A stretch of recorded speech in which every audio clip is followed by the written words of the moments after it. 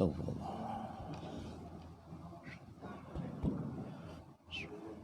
Assalamualaikum warahmatullahi wabarakatuh. A'udzu billahi as-sami'il 'alim minasyaitonir rajim. Bismillahirrahmanirrahim. Alhamdulillahilladzi an'amana bi ni'matil Islam wal iman wa razaqana bi ni'matil istiqamati wath thabati ala siratihil mustaqim. Asyhadu an la ilaha illallah wa anna Muhammadan abduhu wa rasuluh. Allahumma salli wa sallim ala habibina wa syafi'ina Muhammadinil amin, khatamul anbiya'i wal mursalin, wa ala alihi wa ashabihi ajma'in. Qala subhanaka la ilma lana illa ma 'allamtana innaka antal alimul hakim. Allahumma faqihna fid din, Allahumma faqihna fid din wa 'allimna at-ta'wil wahdina ila siratikal mustaqim. Amma ba'd. Yang saya muliakan Tuan Pengerusi Masjid, Tuan Imam, Tuan Bilal, seluruh tuan-tuan masjid yang ada, tuan-tuan haji, puan-puan hajjah, tuan-tuan dan puan-puan muslimin dan muslimat, para jamaah yang dirahmati Allah sekalian. Alhamdulillah, pertama-tamanya dan selama-lamanya marilah kita bersama-sama merakamkan setinggi-tinggi kesyukuran kepada Allah Subhanahu wa taala kerana kita masih lagi diberikan peluang keemasan oleh Allah Subhanahu wa taala untuk terus mengecapi dan menikmati nikmat penghidupan di bulan Jamadil Awal. Kita dah berada pada 12 Jamadil Awal. Kita bersyukur kepada Allah Subhanahu wa taala. Allah taala masih bagi peluang kepada kita dengan nikmat kesihatan tubuh badan, dan yang paling besarnya nikmat hidayatut taufik daripada Allah Subhanahu wa taala. Kita dipilih oleh Allah Subhanahu wa taala untuk berpagi-pagi mencari keredaan Allah Subhanahu wa taala dalam penghidupan kita. Kita dipilih oleh Allah Subhanahu wa taala untuk terus tergolong daripada golongan yang beristiqamah, memakmurkan rumah Allah Subhanahu wa taala, dan seterusnya sebentar tadi dapat menunaikan salat fardu subuh secara berjamaah. Taqabbalallahu minna wa minkum ya karim. Dan seterusnya Allah taala bagi peluang kita untuk berada dalam satu majlis yang paling mulia, majlis untuk kita lebih mengenali Nabi kita Muhammad sallallahu alaihi wasallam melalui kitab Asy-Syama'il Muhammadiyah. Jadi insya-Allah pada pagi ini kita akan teruskan pada bab yang ke-37, menceritakan tentang ma jaa fi sifati kalami Rasulillah sallallahu alaihi wasallam fi sya'r. Bab yang menceritakan hadis-hadis yang dikumpulkan berkaitan dengan dendangan syair Rasulullah sallallahu alaihi wasallam. Jadi sebelum kita nak teruskan pengajian kita ini, marilah sama-sama kita berselawat ke atas Nabi sallallahu alaihi wasallam sebanyak 10 kali, dan seterusnya kita mulakan majlis dengan Ummul Kitab. Moga-moga kita senantiasa diberikan hidayatut taufik oleh Allah Subhanahu wa taala dalam kehidupan kita, dan seterusnya pengajian kita diberikan kemudahan oleh Allah taala untuk kita memahaminya insya-Allah. Allahumma salli ala sayyidina Muhammad wa ala ali sayyidina Muhammad. Allahumma salli ala sayyidina Muhammad wa ala ali sayyidina Muhammad. Allahumma salli ala sayyidina Muhammad وعلى آل سيدنا محمد اللهم صل على سيدنا محمد وعلى آل سيدنا محمد اللهم صل على سيدنا محمد وعلى آل سيدنا محمد اللهم صل على سيدنا محمد وعلى آل سيدنا محمد اللهم صل على سيدنا محمد وعلى آل سيدنا محمد اللهم صل على سيدنا محمد وعلى آل سيدنا محمد اللهم صل على سيدنا محمد وعلى آل سيدنا محمد اللهم صل على سيدنا محمد وعلى آل سيدنا محمد أعوذ بالله من الشيطان الرجيم بسم الله الرحمن الرحيم الحمد لله رب العالمين الرحمن الرحيم مالك يوم الدين إياك نعبد وإياك نستعين اهدنا الصراط المستقيم صراط الذين أنعمت عليهم غير المغضوب عليهم ولا الضالين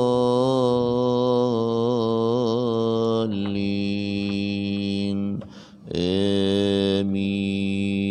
Alhamdulillah. Barakallahu lana wa lakum jami'a. Moga-moga kita semua dirahmati, diberkati Allah. Jadi tuan-tuan dan puan-puan muslimin dan muslimat yang dirahmati Allah sekalian, jadi insyaAllah pada pagi ini kita akan terus mempelajari kitab Asy-Syamā'ilu Muhammadiyah ini, cerita tentang kesempurnaan Nabi kita Muhammad sallallahu alaihi wasallam daripada segi kemanusiaannya.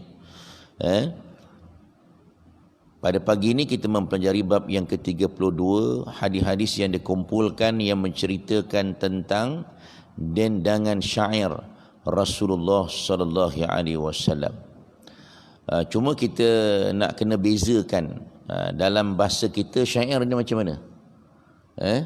Yang mendayu-dayu kan, dia punya apa? Lagu-lagu dia kan syair, tapi orang Arab punya syair dia lain. Dia macam kita bersajak dengan suara yang keras dia, tapi dia punya ritma akhir tu dia ada sama, ujung dia sama, dia macam pantun juga. Tapi cara penyampaian dia dalam bahasa kita macam bersajak lah. Jadi orang Arab memang terkenal tuan-tuan, dia ada di antara mereka yang dipanggil sastrawan, yang pandai bermain dengan kata-kata ni. Dia bersajak di hadapan masyarakat. Dia ada setiap malam, setiap petang dia akan berkumpul di pasar-pasar, dia ada pentas dia. Maka dia orang akan menyampaikan sajak. Bersajaklah, kita kata dalam bahasa kita bersajak. Dengan bahasa-bahasa yang cantik-cantik lah. Tetapi apabila Allah Ta'ala turunkan Al-Quran, apabila Nabi SAW menyampaikan Al-Quran, orang Arab terpegun mendengar kalamullah yang disampaikan oleh Nabi SAW. Sampai orang Arab kata, ini nak kata syair tak syair ni, nak kata sajak tak sajak. Bahasa dia sangat cantik, bunga-bunga bahasa Al-Quran ni tuan-tuan. Sebab itu Allah Ta'ala turunkan Al-Quran pasal nak melawan. Sebab itu mukjizat Nabi yang paling besar adalah Al-Quran. Menggunakan kata-kata ini boleh menusuk ke kalbu, yang boleh menyebabkan orang terbuka hati untuk beriman kepada Allah. Jadi bermain dengan kata-kata. Orang Arab memang di antara mereka yang pandai ni.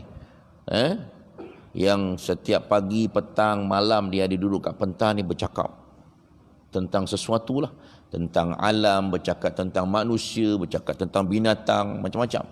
Tapi bila Allah Ta'ala turunkan Al-Quran, Al-Quran ni bahasanya dia orang tak boleh lawan. Dia orang kata kalau nak kata ni bahasa Muhammad, takkan Nabi Muhammad ni kata. Muhammad ni kan seorang yang ummi, seorang yang buta huruf, bukan mengaji pun. Tak ada belajar tinggi-tinggi Nabi Muhammad ni. Macam mana Muhammad ni boleh mengeluarkan kata-kata yang sedap-sedap, yang hebat-hebat, yang kita pun sastrawan negara mereka pun tak boleh lawan. Sastrawan di Mekah pun tak boleh nak lawan. Hebatnya Al-Quran. Kerana dia merupakan kalamullah. Jadi Nabi ni pun ada juga. Ada juga Nabi ni dia duduk di Mekah, terpengaruh lah dengan orang Arab ni, tapi Nabi tak berapa nak suka ni. Ada juga Nabi menggunakan kata-kata syair yang kita kata bersajak lah. Okay. Jadi ada hadis-hadis daripada baginda yang mencela penyair. Dan ada juga hadis-hadis yang memuji mereka. Menurut para ulama, hukum bagi syair adalah melihat kepada isi dalam bait-bait syair dia. Tengok pada isi, apa yang disampaikan. Kalau kata-kata itu memuji Tuhan-Tuhan, patung-patung, maka itu hukumnya haram. Ataupun dalam syair itu mencela orang, menghina orang. Dia ada juga digunakan sajak ni, syair ni untuk nak cela orang, nak ngata orang, nak hina orang, nak mencaci cerca orang. Yang ni hukumnya adalah haram. Jika elok maka eloklah syair itu di sisi agama, jika buruk maka buruklah syair itu pada pandangan agama. Itu dia tuan-tuan. Hadis 227. Nabi SAW memberikan bidalan dengan syair. Bidalan, perumpamaan. Daripada Aisyah radhiyallahu anha. Ini diceritakan sendiri oleh isteri Nabi Aisyah radhiyallahu anha qalat. Qila laha hal kana an-nabiy yatamassalu bi syai'in min asy-syi'r? Qalat kana yatamassalu bi syi'ri ibn Rawahah ويتمثل ويقول ويأتيك بالأخبار من لم تزود. Aisyah radhiyallahu anha menceritakan, beliau ditanya, adakah Nabi SAW pernah memberi bidalan ataupun perumpamaan dalam satu syair? Beliau menjawab, Nabi SAW pernah memberikan bidalan dengan syair Ibnu Rawahah radhiyallahu an. Baginda juga pernah memberikan bidalan dengan ungkapan syair wa ya'tika bil akhbari ma lam tuzawwid. Dan orang yang kamu tidak berikan bekalan untuk musafir akan membawa berita kepada kamu benda-benda baru. Jadi dalam hadis ini yang pertama sekali menceritakan bahawa Nabi SAW pernah juga mengungkapkan syair yang diketahui oleh baginda sebagai bidalan bagi maksudnya. Antara syair yang pernah baginda ungkapkan adalah syair Abdullah bin Rawahah, seorang sahabat Nabi, seorang Ansar. Satubdi lakal ayyamu ma kunta jahilan wa ya'tika bil akhbari ma lam tuzawwid. Hari-hari yang mendatang akan memperlihatkan sesuatu yang kamu tidak mengetahui, dan orang yang kamu tidak berikan bekalan untuk musafir akan membawa berita kepada kamu benda-benda baru, perkara-perkara baru. Jadi syair ini ialah syair daripada Tarfah bin Abdul Al-Bakri, seorang penyair zaman jahiliyah yang terkenal, yang masyhur. Syair yang terdapat dalam muallaqat yang masyhur. Muallaqat ni adalah syair-syair, bait-bait syair yang digantung. Muallaqat makna yang digantung, yang digantung di Kaabah. Syair-syair ni digantung di Kaabah, tu digantungkan syair-syair yang terkenal ni lah, terutama daripada penyair yang hebat-hebat di zaman jahiliyah. Digantung di Kaabah oleh masyarakat Arab jahiliyah kerana kemasyhurannya. Dan dalam riwayat yang lain, iaitu dalam Musnad Ahmad, Sayyidatina Aisyah radhiyallahu anha menyandarkan terus syair ini kepada Tarfah. Yang keduanya, maksud bidalan daripada syair ini ialah ada kalanya kita menghantar orang kepercayaan kita untuk mencari suatu maklumat dan membawa maklumat itu kepada kita. Untuk membantunya menjalankan tugas, kita sediakan bekalan untuknya. Namun apa yang berlaku ialah bukan orang yang kita harapkan itu yang membawa pulang maklumat. Kita harapkan orang yang kita hantar tu bawa berita-berita, tapi orang lain yang bukan kita menghantarnya dan memberi bekal kepadanya untuk mencari maklumat untuk kita. Hantar orang lain, siap bagi bekal lagi, tapi dia tak bawa balik maklumat yang kita nak. Yang bawa cerita-cerita baru, berita-berita yang kita nak tu orang lain, orang yang kita tak bagi bekal. Itu maksud daripada apa yang disebut dalam syair ini. Di dalam pengajaran hadis yang kita boleh pelajari di sini, keharusan mendendangkan syair-syair yang elok, iaitu yang tidak bercanggah dengan fakta agama, walaupun syair itu datang daripada penyair yang bukan Islam. Tak ada masalah pun kalau kita nak menggunakan kata-kata, bait-bait syair ataupun sajak-sajak daripada orang yang bukan Islam, kalau kata-katanya mengandungi perkara-perkara yang baik. Tak ada masalah, harus bagi di dalam Islam. Tarfah yang menciptakan syair ini ialah penyair pada zaman jahiliyah sebelum kedatangan Islam. Namun Nabi SAW memberikan bidalan dalam syairnya. Nabi gunakan apa yang digunakan dalam syair tarfah ini.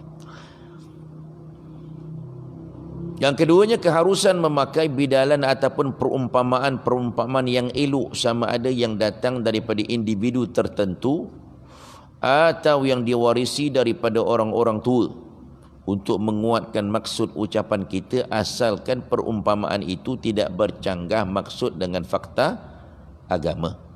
Jadi tak harus sebagaimana yang disebut oleh Nabi SAW tadi. Nabi menggunakan syair orang zaman jahiliah, jadi tak ada masalah kalau kita nak bersajak, kalau kita berpantun, bersajak menggunakan pantun-pantun, sajak-sajak orang zaman-zaman dulu, tak ada masalah, walaupun dia bukan Islam, jika sekiranya dia tidak bertentangan dengan syarak. Okey, itu hadis yang ke-227. 228, Nabi SAW memuji syair ini. Diceritakan oleh Abu Hurairah radhiyallahu an daripada Nabi SAW, qala ash'aru kalimatin takallamat biha al-arab kalimatu labidin ala kullu syai'in ma khala Allah batilun. Diriwayatkan daripada Abu Hurairah radhiyallahu an daripada Nabi SAW bersabda, kalimah syair terbaik yang diucapkan oleh orang Arab ialah kalimah labid, iaitu ala kullu syai'in ma khalallaha batilun.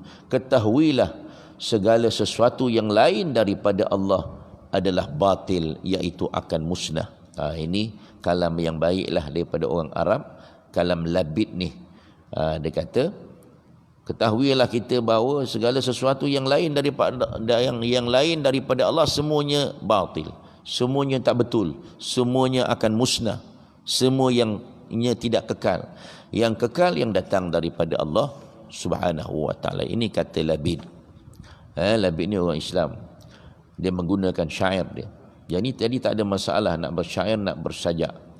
Lebih-lebih lagi gunakan itu untuk menguatkan Islam, untuk berdakwah, menyampaikan sesuatu, sajak, syair, pantun untuk berdakwah. Itu tidak ada masalah. Hadis 229 pula daripada Abu Hurairah radhiyallahu anhu, qala Rasulullah sallallahu alaihi wasallam, inna asdaqa kalimatin qala asy-syairu kalimatul labid ala kullu syai'in ma khala Allah batilun wa kada Umayyah bin Abi Salti ay yuslima. Diriwayatkan daripada Abu Hurairah, Rasulullah SAW bersabda, sesungguhnya ungkapan yang paling benar yang diungkapkan oleh penyair ialah perkataan labid. Maksudnya, ketahuilah semua perkara selain Allah adalah batil, iaitu akan musnah. hampir-hampir penyair Umayyah bin Abi Salat menganut Islam dengan perkataan itu. Jadi dalam hadis ini Nabi SAW memuji syair daripada seorang penyair yang bernama Labid, yang mengungkapkan sifat azali Allah, iaitu Allah Ta'ala yang bersifat kekal, tidak akan mati dan musnah sampai bila-bila. Jadi Nabi memuji syair ini sebagai ungkapan yang paling benar kerana dia bertepatan dengan ayat Al-Quran. Allah Ta'ala ada sebut dalam Quran surah Al-Qasas. Allah Ta'ala kata, kullu syai'in halikun illa wajhah. Setiap sesuatu semuanya akan musnah melainkan zat Allah. Jadi samalah dengan apa yang disebut oleh Labid ni tadi. Jadi rangkap tersebut ada sambungannya, iaitu wa kullu na'imin la mahalata zailu, dan setiap nikmat pastinya akan musnah. Jadi Labid ni yang dimaksudkan oleh Nabi ialah Labid bin Rabi'ah al-Amiri, seorang penyair besar zaman jahiliah. Dia ni memang penyair zaman jahiliah, tapi dia telah memeluk Islam ketika tiba bersama rombongan kaumnya bertemu dengan Nabi sallallahu alaihi wasallam. Sebab itu dia menyebut perkataan ni, syair ini, ketika dia Islam. Dia dah faham Islam, dia dah tahu dah Allah Ta'ala ni adalah merupakan zat yang kekal abadi. Yang lain daripada Allah semuanya musnah. Jadi beliau dikurniakan umur yang panjang, umur 120 tahun. 60 tahun pertama dilaluinya pada zaman jahiliah. Subhanallah, 60 tahun umur dia zaman jahiliah. 60 tahun pula selepas dia masuk Islam. Jadi 120 tahun. 20 tahun kedua dilalui di zaman Islam. Sejak beliau memeluk Islam, beliau tidak lagi mencipta syair. Apabila ditanya kenapa, beliau menjawab, cukuplah Al-Quran bagiku. Bila dia dah masuk Islam, ini perkataan yang terakhir lah yang disebut ni. Bila dia masuk Islam, dia dah faham, itulah sekalinya. Lepas tu dia dah tak nak lagi. Cukuplah dengan Al-Quran bagiku, kata dia. Pasal Quran lagi hebat perkataannya. Jadi Nabi SAW juga menyebut nama penyair itu ialah Nabi juga menyebut nama seorang penyair lagi, iaitu Umayyah bin As-Salat. Kita akan jelaskan nanti, kata dia. Jadi pengajarannya keharusan memuji syair yang elok, terutama yang menepati maksud Al-Quran, dan keharusan mendendangkannya. Jadi kita boleh puji benda-benda yang baik, sajak-sajak yang baik, pantun-pantun yang baik, itu tidak ada masalah. Kita boleh puji, lebih-lebih lagi kalau ia bertepatan dengan Al-Quran, bertepatan dengan sunnah. Hadis 230 pula. Syair-syair yang pernah didendangkan oleh Nabi sallallahu alaihi wasallam daripada Jundub bin Sufyan al-Bajali radhiyallahu anhu qala asaba hajarun usbu'a Rasulillah sallallahu alaihi wasallam fadamiyat faqala hal anti illa usbu'un damiti wa fi sabilillahi ma laqaiti. Diriwayatkan daripada Jundub bin Sufyan al-Bajali, beliau menceritakan seketul batu telah menimpa, satu seketul batu telah menimpa jari Nabi, iaitu jari kaki Rasulullah sallallahu alaihi wasallam. Satu ketul batu jatuh di atas jari Nabi lalu berdarah. Baginda pun berkata dengan mendendangkan satu syair, hal anti illa usbu'un damiti wa fi sabilillahi ma laqiti. Tidakkah engkau melainkan jari yang berdarah, di jalan Allah lah dihitung pahala bagi luka yang kamu temui itu. Itu dia. Jadi dalam hadis ini menceritakan syair yang pernah didendangkan oleh Nabi apabila Nabi SAW semasa jari yang didendangkan oleh Nabi semasa jari kaki baginda berdarah kerana ditimpa batu. Dikatakan bahawa syair tersebut asalnya diungkapkan oleh Ibnu Rawahah, iaitu semasa peperangan Mu'tah. Apabila Ja'far terbunuh, orang ramai memanggil Ibnu Rawahah. Beliau pun tampil dan berperang hingga jarinya luka. Lalu beliau pun mendendangkan syair di antara baitnya seperti di atas. Ini syair sahabat Nabi Ibn Rawahah. Jadi Nabi teringat bila Nabi berdarah kaki ni, teringat Ibn Rawahah ni yang mendendangkan syair ini. Nabi pun sebut syair yang pernah disebut oleh Ibn Rawahah ini. Itu 230. 231 pula tuan-tuan.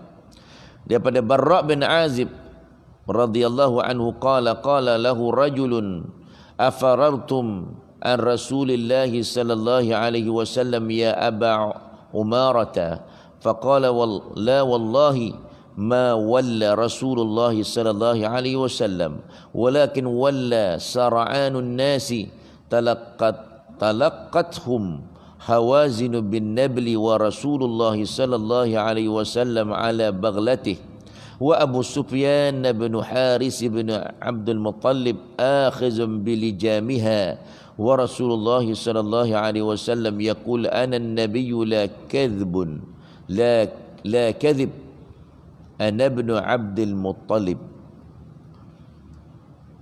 Daripada Barra' bin Azib menceritakan seorang lelaki telah berkata kepadanya, adakah kamu semua melarikan diri meninggalkan Rasulullah sallallahu alaihi wasallam pada hari perang Hunain? Wahai Abu Umarah, panggilan bagi Al-Barra'. Maka ia pun menjawab, tidak. Demi Allah, tidaklah Rasulullah SAW berganjak, maka sahabat-sahabat besar pun juga tidak berganjak. Adapun orang yang berganjak, yakni yang melarikan diri, ialah orang-orang yang tergesa-gesa. Bani Hawazin menyerang hendak mereka dengan anak-anak panah. Ketika itu Rasulullah SAW sedang berada di atas baghalnya dan Abu Sufyan bin Al-Haris memegang tali hidungnya. Ketika kegawatan itu baginda berkata dengan bersyair, ana nabiyyu la kadhib ana ibn Abdul Muttalib. Aku adalah nabi bukan berdusta, akulah cucu Abdul Muttalib. Jadi dalam hadis ini Al-Barra' menceritakan sebagian kisah yang berlaku semasa peperangan Hunain, iaitu peperangan tentera Islam menentang Bani Hawazin, peperangan yang berlaku selepas pembukaan kota Mekah ataupun pembebasan kota Mekah. Dalam peperangan itu, peringkat permulaannya tentera Islam diserang hendap oleh Bani Hawazin dengan anak panah, sehingga keadaan tentera Islam kucak-kacir dan sebahagian tentera Islam lari bertempiaran. Namun sahabat-sahabat besar tetap teguh bersama dengan Nabi sallallahu alaihi wasallam. Dan ketika keadaan kucak-kacir itulah Nabi sallallahu alaihi wasallam mendendangkan syair di atas untuk memulihkan kembali semangat tentera Islam. Dan baginda telah berjaya menyatukan kembali saf tentera Islam yang kucak-kacir tadi, sehinggakan tentera Islam menang dalam peperangan tersebut. Ini dia. Nabi bersyair ketika peperangan nak memberi semangat kepada tentera Islam. Dan ini menceritakan kepada kita keharusan menggunakan syair bagi membangkitkan ruh dan semangat juang tentera-tentera Islam. Ini dia tuan-tuan. Satu lagi ceritakan tentang Nabi ini, di antara penyuntik semangat sahabat-sahabat dia, tentera-tentera dalam peperangan. Okey, kemudian hadis 232, Nabi Muhammad SAW menikmati dendangan syair daripada orang lain, daripada Anas bin Malik radhiyallahu an. أن النبي صلى الله عليه وسلم دخل مكة في عمرة القضاء وابن رواحة يمشي بين يديه وهو يقول خلوا بني الكفار عن سبيله اليوم نضربكم على تنزيله دربا يزيل الهام عن مقيله ويزهل الخليل عن خليله فقال له عمر رضي الله عنه يا ابن رواحة بين يدي رسول الله صلى الله عليه وسلم وفي حرم الله تقول شعر فقال صلى الله عليه وسلم خل عنه يا عمر فلهي أسرع فيهم من نجل النبل. Ni syair ni kalau kita tengok ujung dia semua sama, ada huruf ha semua, an sabili an ala tanzili an maqili. Nampak? Ini maknanya ritme akhir dia sama je. Itu kecantikan bahasa yang digunakan oleh sahabat ni. Jadi diriwayatkan daripada Anas, beliau menceritakan Nabi SAW memasuki Makkah semasa umrah qadha. Nabi ada umrah qadha. Nabi sekali tak dapat masuk, dah niat ihram tak dapat masuk. Nak buat umrah dah pakai kain ihram tak dapat masuk, disekat. Masa perjanjian Hudaibiyah, tak dapat masuk, Nabi balik-balik. Lepas tu dia qadhakan semula, dia panggil umrah qadha. Jadi Ibnu Rawaha ni berjalan di hadapan sambil mendendangkan syair. Maksudnya, jauhilah wahai anak-anak kafir daripada jalannya. Hari ini kami akan memukul kamu jika kamu menetapkan halangan terhadap persinggahan Nabi, yakni persinggahan Muhammad SAW di Makkah. Pukulan yang akan menanggalkan kepala daripada tempatnya, yakni tengkuk. Pergi sekali lagi tu bawa pedang. Siapa halang, pancung kepala. Dan menjadikan seorang kekasih lupa akan kekasihnya. Lalu Sayyidina Umar berkata kepada Rawaha ni, Ibnu Rawaha, nama dia Abdullah bin Rawaha, dia jadi Ibnu Rawaha, patutkah kamu mendendangkan syair di hadapan Rasulullah dan ketika berada di tanah haram pula tu? Ni Sayyidina Umar tegur dia lah, sahabat ni yang mendendangkan syair. Tapi Nabi jawab, Nabi kata, biarlah wahai Umar, kerana dia ni ungkapan syair itu lebih pantas, kerana ungkapan syair itu lebih pantas menikam mereka daripada lontaran anak panah kepada mereka. Abdullah bin Rawah ni seorang yang pakar dalam bab syair ni. Perkataan syair yang diungkapkan itu lebih tajam daripada mata pedang. Subhanallah. Jadi memang tuan-tuan, kata-kata ni sebenarnya lebih tajam daripada mata pedang. Orang kalau kena pukul okey lagi, tapi dengan kata-kata ni dia boleh ingat sampai 7 keturunan tu. Dengan cakap-cakap tu dia lebih pedih tu daripada dia kena pukul. Jadi Abdullah bin Rawah ni memang terkenal seorang penyair. Memang dia punya bahasa dia ni, kata Nabi, biarlah, pasal bahasa tu lebih pantas daripada pedang lagi. Dia cakap tu, pedang belum pergi lagi, dia dah cakap dulu. Cakap dia tu pun orang dah boleh jatuh motivasi, boleh menjatuhkan motivasi untuk pergi perang, nak lawan dengan Islam. Jadi Nabi kata biarkan. Jadi dalam hadis ini Nabi mendengar dendangan syair daripada Abdullah bin Rawah, salah seorang penyair Nabi, ketika rombongan baginda bersama dengan sahabat memasuki kota Makkah untuk mengerjakan umrah qadha pada tahun ke-7 Hijrah. Umar radhiyallahu an yang hadir sama pada ketika itu ingin menegur Abdullah daripada meneruskan syairnya, kerana merasakan tidak sesuai, masanya tidak sesuai untuk dendangan syair itu di hadapan Nabi di tanah haram pula tu.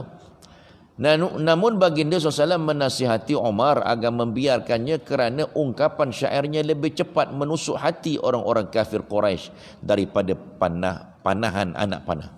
Subhanallah. Itu dia. Dia punya kata-kata tu lebih menusuk daripada anak panah.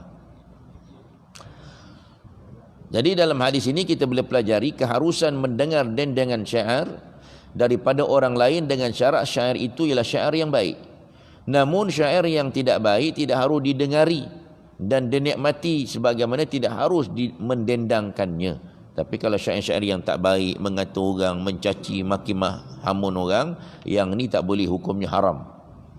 Kita gunakan nikmat telinga ni dengar benda-benda yang tak baik, termasuklah syair apa sajalah, nyanyi-nyanyian, cakap-cakap yang tak baik, gosip-gosip, semua ni tak boleh, hukumnya haram, termasuklah syair ini. Menurut Syekh Al-Baijuri, hadis di atas adalah dalil bahawa diharuskan, bahkan disunatkan mendendangkan syair dan mendengarnya jika kandungannya memuji Islam.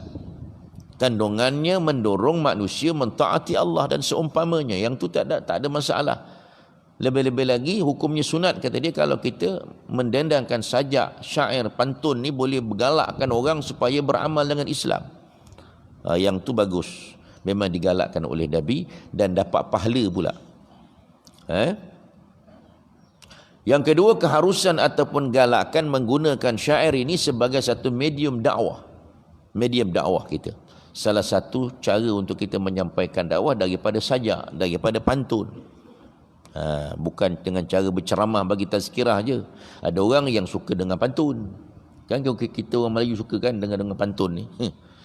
Suka dengar sajak. Kita bagi cara dakwah dengan menggunakan medium ini. Sebagai pembangkit semangat pejuang-pejuang Islam ataupun menjatuhkan semangat musuh-musuh Islam. Kerana diakui oleh Nabi SAW bahawa syair jika kena caranya lebih cepat kesannya daripada senjata. Nampak tu tuan-tuan. Dan menurut Syekh Samih Abbas radhiyallahu an, hadis ini menjadi dalil keharusan mendendangkan syair di Masjidil Haram secara khususnya dan di dalam masjid-masjid lain secara umumnya, akan tetapi hendaklah tanpa nyanyian. Dalam masjid boleh kita nak bersajak, nak bersyair, tapi janganlah bernyanyi-nyanyi kat dalam masjid. Itu tidak digalakkan. Bahkan ada yang mengatakan hukumnya haram. Okey, daripada Jabir bin Samurah, hadis 233. Kita habiskan dalam bab ni. Qala jalastu an-nabi sallallahu alaihi wasallam aktsara min 100 marrah wa kana ashabuhu yatanashaduna al-syi'ra wa yatadhakaruna asya'a min amri al-jahiliyyah wa huwa sakitun wa rubbama tabassama ma'ahum.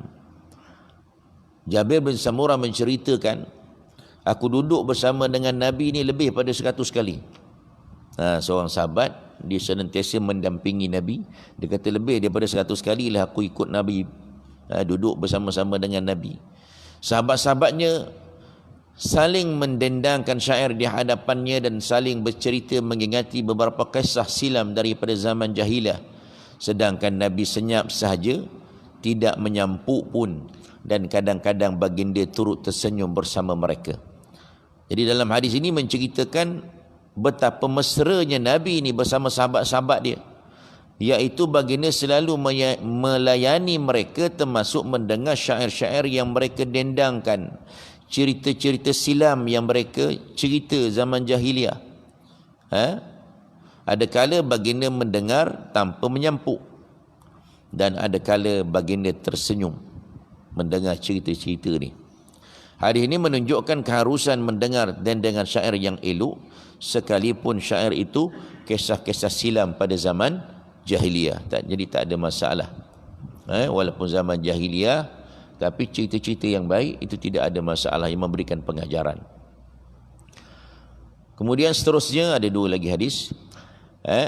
Hadis 234, Nabi mendengar syair Umayyah bin Abi Salt daripada Syarid radhiyallahu anhu qala kuntu ridfan nabiy sallallahu alaihi wasallam fa anshadtuhu 100 qafiyatin min qawli Umayyah bin Abi Salt as-Saqafi kullama anshadtuhu baitan qala lin nabiy sallallahu alaihi wasallam hi hatta anshadtuhu 100 yani baitan faqala an-nabiy sallallahu alaihi wasallam in kada la yuslima.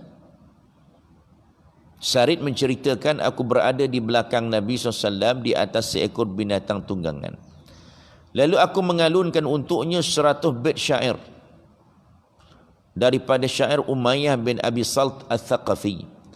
Setiap kali aku mengalunkan satu bait syair, baginda berkata kepadaku, alunkanlah lagi, bacakanlah lagi syair ni, dendangkan, hingga aku mengalunkan untuk baginda lebih daripada 100 bait syair. Lalu baginda berkata, hampir ia menjadi Muslim. Jadi hadis ini menceritakan Nabi SAW mendengar dendangan syair Umayyah bin As-Salt daripada sahabat yang bernama Syarid.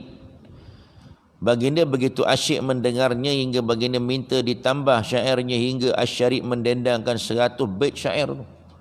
Bukan main banyak lagi. Nabi suka, seronok dengar. Umayyah bin As-Salt ni merupakan seorang penyair zaman jahiliah yang sempat hidup semasa kemunculan Islam. Namun beliau tidak memeluk Islam walaupun beliau percaya pada hari kebangkitan dan merupakan seorang ahli ibadah ketika zaman jahiliyah. Walaupun beliau tidak memeluk Islam, Nabi suka mendengar syair-syairnya, pantun-pantun ataupun sajak-sajak dia. Jadi dalam hadis ini memberikan pengajaran kepada kita, menurut para ulama, Nabi suka mendengar syair Umayyah bin Abi Salt ni dan meminta supaya ditambah dendangan kerana dalam syair beliau terdapat pengakuan tentang keesaan Allah dan hari kebangkitan. Jadi hadis ini menjadi dalil keharusan mendendangkan dan mendengar syair-syair yang baik sekalipun daripada penyair bukan Islam. Al-Imam An-Nawawi berkata berkenaan dengan hadis ini, syair yang tidak mengandungi perkataan yang keji tidaklah dicela, kecualilah jika terlalu banyak mendendangkan hingga mengambil kebanyakan masa yang ada. Adapun yang sedikit tidaklah salah mendendangkannya, mendengar dan menghafalnya. Jadi Imam Nawawi kata, selagi dalam syair itu, dalam pantun kesajak itu tidak ada perkataan yang keji, jadi tidak ada masalah. Tapi kalau terlalu banyak sangat kita mendendangkan sampai ambil masa, buang masa sangat, baiklah kita baca Quran, berzikir. Kata Imam Nawawi, baiklah kita berzikir, buat perkara-perkara yang berfaedah, yang berpahala, itu lagi baik. Berzikir, bersalawat, baca Quran, itu lagi baik, kata Imam Nawawi. Dan yang terakhirnya 235 daripada Aisyah radhiyallahu anha qalat, kana Rasulullah sallallahu alaihi wasallam yad'u li Hassan ibn Thabit mimbaran fil masjid yaqumu alaihi qa'iman yufakhiru an Rasulillah sallallahu alaihi wasallam aw qala yunafihu an Rasulillah sallallahu alaihi wasallam wa yaqulu sallallahu alaihi wasallam inna Allah yu'ayyidu Hassan bi ruhil qudus ma yunafihu aw yufakhiru an Rasulillah. Rasulullah SAW telah menyediakan, kata Aisyah, telah menyediakan bagi seorang sahabat Hasan bin Sabit satu mimbar tempat tinggi di masjid untuk beliau berdiri di atasnya bagi mengalunkan syair. Nabi buat satu tempat pula, bukan mimbar, satu tempat lain pula untuk Hasan bin Sabit mengalunkan syair dia dalam masjid Nabi, untuk memuji Rasulullah atau membela dan mempertahankan baginda. Baginda sallallahu alaihi wasallam berkata, Allah Taala telah menegurkan Hasan dengan Ruhul Qudus, iaitu malaikat Jibril, selama ia memuji ataupun membela Rasulullah sallallahu alaihi wasallam.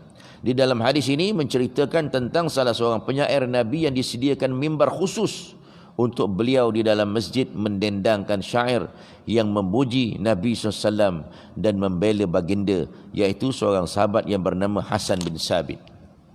Hasan bin Sabit ini bergelar Abu Walid Al-Ansari Al-Khazraji, merupakan salah seorang penyair Nabi SAW. Beliau tergolong dalam kumpulan ketua-ketua penyair pada zaman jahiliyah. Telah sepakat orang-orang Arab menyatakan bahawa Hasan bin Sabit merupakan penyair yang terunggul dalam kalangan para penyair bandar dan kampung. Beliau dikurniakan umur yang panjang 120 tahun, separuh umurnya di zaman jahiliyah dan separuh umurnya di zaman Islam. Beliau meninggal di zaman Sayyidina Ali radhiyallahu anhu. Selain Hasan bin Sabit, Nabi SAW juga mempunyai dua penyair yang berperanan menangkis serangan musuh Islam. Dan Nabi melalui syair-syair mereka, iaitu yang menangkis serangan musuh Islam dan musuh terhadap Islam dan Nabi, melalui syair-syair mereka, iaitu Abdullah bin Rawaha dan Ka'ab bin Malik. Ada tiga orang semua ni. Jadi dalam hadis ini pengajarannya keharusan menggunakan syair-syair untuk maslahat Islam, untuk membela Islam sebagai medium dakwah dan sebagainya, dan keharusan mendendangkan syair yang elok di dalam masjid dengan syarat tanpa iringan muzik, kerana dibimbangi boleh merosakkan kemuliaan masjid. Jadi kat masjid ni tak boleh tuan-tuan nak pukul gendang. Kita pun dah kalau Mufti Melaka, Majlis Fatwa pun dah keluarkan fatwa, dalam masjid tak boleh kita gunakan nak buat maulid Maulid, nak mendendangkan maulid dalam masjid, tak boleh guna gendang, guna kompang tu tak boleh. Diharamkan. Pasal masjid bukan tempat nak gunakan alat-alat muzik ni. Sekadar nak mendendangkan syair, nak bersajak, nak mendendangkan maulid, selawat-selawat, itu tak ada masalah. Tapi jangan menggunakan kompang kat dalam masjid. Kat luar masjid tak apa, nak kompang kat luar. Nak guna kompang ke apa semua itu dekat luar lah. Okey, itu di antara perkara yang kita pelajari pada pagi ini berkaitan dengan syair-syair ataupun kita panggil sajak ataupun pantun-pantun. Tidak ada masalah di dalam Islam selagi ianya tidak menghina Islam, tidak mencela Islam, mencela Nabi ataupun mencaci cerca orang-orang lain, manusia. Itu dibenarkan oleh Islam. Lebih-lebih lagi nak memberi semangat untuk pergi perang, untuk memberikan motivasi kepada orang untuk beribadah, mendekatkan diri, bertakarub kepada Allah Subhanahu wa taala. Jadi insya-Allah itu sahaja yang kita dapat pelajari pada pagi ini, insya-Allah. Ada soalan apa?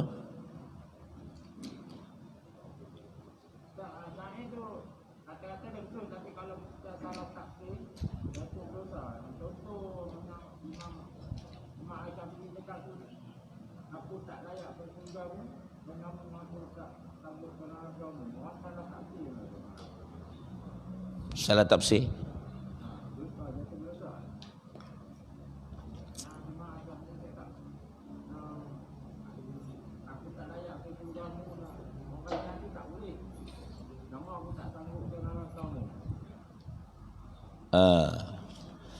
Kalau kita salah tafsir, syair ni memang benda-benda yang baik. Kalau benda tu memang syair tu yang baik, memanglah digalakkan. Tetapi kalau salah tafsir macam mana, kan? Yang macam Imam Syafi'i kata tu, aku tak layak ke syurga tu nak ceritakan bahawa nak ceritakan tawaduknya Al-Imam Syafi'i. Dia rasakan dengan amalan yang tak berapa banyak ni tak layak nak masuk syurga Allah. Tapi nak masuk neraka tak tahan dengan azab api neraka. Itu nak cerita tawaduknya Imam Syafi'i, walaupun dia seorang ulama yang hebat. Itu nak bagi motivasi kepada kita supaya kita ni jadikan contoh imam-imam ni sifat tawaduk. Tapi jangan salah tafsir lah. Jangan salah tafsir. Jangan kita kata aku tak layak masuk syurga, kita nak masuk neraka pula, kan? Jadi kalau dia salah tafsir macam mana? Dia salah tafsir. Kalau dia salah tafsir, memanglah kalau dia salah tafsir yang menyebabkan dia boleh jatuh syirik ke, yang tu memanglah berdosa. Jadi kalau tak faham, kita kena tanyalah apa maksud. Jangan sampai kita salah tafsir, kita kata pula Imam Syafi'i ini tak betul pula. Kalau kita rasa tak faham apa benda kalam-kalam, syair-syair, bait-bait syair yang didendangkan, puisi-puisi ataupun sajak-sajak ni, tuan-tuan, kita kena tanyalah kepada orang yang sebut tu, supaya kita faham. Jangan sampai kita salah tafsir. Lebih-lebih lagi, kita boleh menyebabkan rosaknya akidah kita, berdosalah jawabnya. Itu dia. Wallahu a'lam. InsyaAllah. Jadi itu sahaja insyaAllah untuk kali ini. Yang baik itu datang daripada Allah Subhanahu wa taala. Moga-moga kita dapat semangat tuan-tuan dan puan untuk kita lebih mencintai Nabi sallallahu alaihi wasallam apabila kita belajar tentang kesempurnaan sifat baginda sallallahu alaihi wasallam ini, dan memberi motivasi kepada kita untuk kita beramal dengan sunnah Rasulullah sallallahu alaihi wasallam. Jadi kita tangguh majlis kita dengan baca surah wa asri dan tasbih kafarah. Bismillahirrahmanirrahim. Wal asri innal insana lafi khusr illa alladhina amanu wa amilus salihat wa tawassaw bil haqq wa tawassaw bis sabr. Subhanakallahumma wa bihamdika asyhadu an la ilaha illa anta astaghfiruka wa atubu ilaik. A'udzu billahi minasyaitonir rajim. Bismillahirrahmanirrahim. Alhamdulillahi rabbil alamin. Wassalatu على أشرف الأنبياء والمرسلين وعلى آله وصحبه أجمعين. يا ربنا لك الحمد كما ينبغي لجلال وجهك وعظيم سلطانك. اللهم انفعنا بما علمتنا وعلمنا ما ينفعنا وزدنا من علمك يا رب العالمين. اللهم ارزقنا فهم النبيين وحفظ المرسلين وإلهام الملائكة المقربين في العافية يا أرحم الراحمين. اللهم اجعل جمعنا هذا جمعا مرحوما وتفرقنا من بعده تفرقا مباركا معصوما. اللهم ارزقنا متابعة النبي محمد صلى الله عليه وسلم أولا وآخرا وظاهرا وباطنا وقولا وفعلا وعبادة وعملا صالحا. وصلى الله على سيدنا محمد وعلى آله وصحبه وبارك وسلم والحمد لله رب العالمين. تقبل الله.